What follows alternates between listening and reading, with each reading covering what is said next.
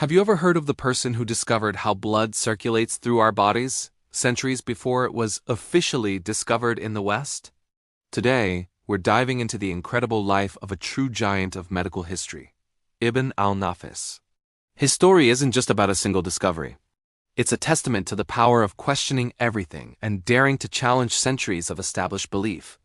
Born in Damascus around the year 1213, Ala al-Din Abu al-Hasan Ali ibn Abi Hazm al-Qarshi al-Dimashqi, better known as Ibn al-Nafis, grew up in a world that was a vibrant hub of learning and culture.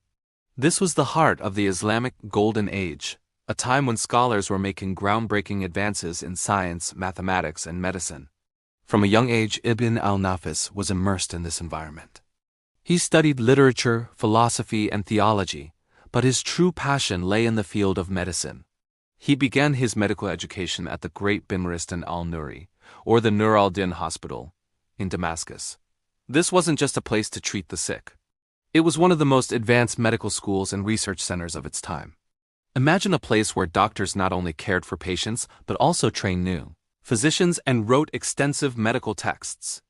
It was here that Ibn al-Nafis honed his skills, studying under the most renowned physicians of the era. His thirst for knowledge was insatiable, and he quickly distinguished himself as a brilliant and exceptionally dedicated student. After completing his studies, his reputation grew, and he was invited to move to Cairo, the bustling capital of the Ayyubid Sultanate in Egypt. This move would mark the beginning of the most productive period of his life. In Cairo, he was appointed as the chief physician at the al-Nasiri Hospital and later became the personal physician to the Sultan. This prestigious position gave him access to incredible resources and the freedom to pursue his own research without interruption. It was during his time in Cairo that Ibn al-Nafis undertook the work that would cement his legacy. For nearly 1,000 years before him, the medical world had been dominated by the teachings of the Greek physician Galen. Galen was a titan, and his anatomical and physiological theories were considered absolute law. He had proposed that blood passed from the right side of the heart to the left through invisible pores in the septum, the wall dividing the two ventricles. No one dared to question it, but Ibn al-Nafis did. He was a firm believer in observation and experimentation. While dissecting and studying the heart likely from animal subjects, as human dissection was not common practice, he noticed something that didn't add up. He could find no pores, no passages in the cardiac septum. Galen's theory just didn't match the physical evidence. This is where his genius truly shines. Instead of just pointing out the error, he proposed a new radical theory. In his monumental work, The Commentary on Anatomy in Avicenna's Canon, he wrote with stunning clarity. He argued that after blood is refined in the right ventricle, it must be carried to the lung via the pulmonary artery. In the lungs, it mixes with air, and then travels back to the left ventricle of the heart through the pulmonary vein, ready to be pumped to the rest of the body. Let's pause and appreciate how revolutionary this was. Ibn al-Nafis had just described the pulmonary circulation, the movement of blood from the heart to the lungs and back again.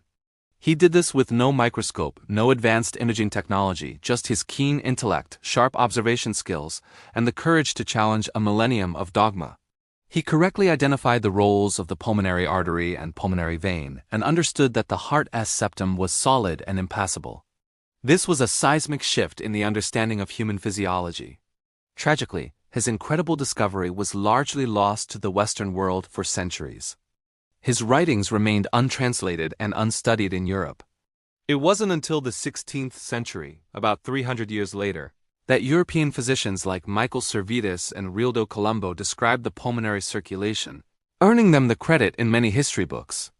While it's debated whether they had access to translations of his work, there's no question that Ibn al-Nafis was the first to document this fundamental biological process accurately. But Ibn al-Nafis was far more than a one-discovery wonder. He was an incredibly prolific writer. It's said that he authored hundreds of works, though many have been lost to time.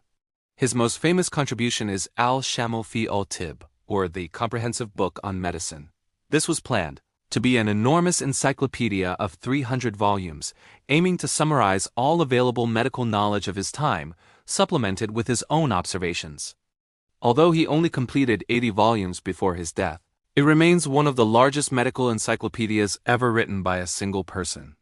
It was a testament to his ambition, his encyclopedic knowledge, and his dedication to documenting and advancing the art of healing. His expertise wasn't limited to circulation. He made significant contributions to ophthalmology, surgery, and pharmacology. He wrote about the function of the coronary arteries, the vessels that supply blood to the heart muscle itself, and he had a sophisticated understanding of the optic nerve and the mechanics of vision. He was also a proponent of moderation in diet and lifestyle as a cornerstone of good health, ideas that are just as relevant today. Beyond his scientific pursuits, Ibn al-Nafis was a man of diverse interests. He wrote on law, logic, philosophy, and even penned a philosophical novel called Theologus Autodidactus. In this story, a feral child grows up alone on a desert island and through pure reason and observation, comes to understand the natural world, a higher power, and the basics of society. It's considered by some to be an early example of a science fiction or philosophical novel, exploring themes of empiricism and rational thought. Ibn al-Nafis continued to work, teach, and write until the very end of his life. Even in his final days, as he lay ill, his students gathered around his bed and he dictated his thoughts and medical opinions to them. He passed away in Cairo in 1288, leaving behind a legacy that was both monumental and, for a long time, underappreciated. He bequeathed his house, his library, and all his wealth to the Manshuri Hospital in Cairo, ensuring that the mission of healing and education would continue long after he was gone. The story of Ibn al-Nafis is a powerful reminder that history is filled with brilliant minds whose contributions have sometimes been overlooked. He was a pioneer who embodied the true spirit of science, to observe, to question, and to seek the truth, no matter how much it challenges what we think we know. He was a physician, a scholar, a philosopher, and a true visionary who saw the human body with a clarity that was centuries ahead of his time. Thank you so much for joining us on this journey into the past. If you enjoyed learning about this hidden giant of history, please hit that like button and subscribe for more stories about the incredible people who shaped our world. Let us know in the comments which historical figure you'd like us to cover next. See you in the next video.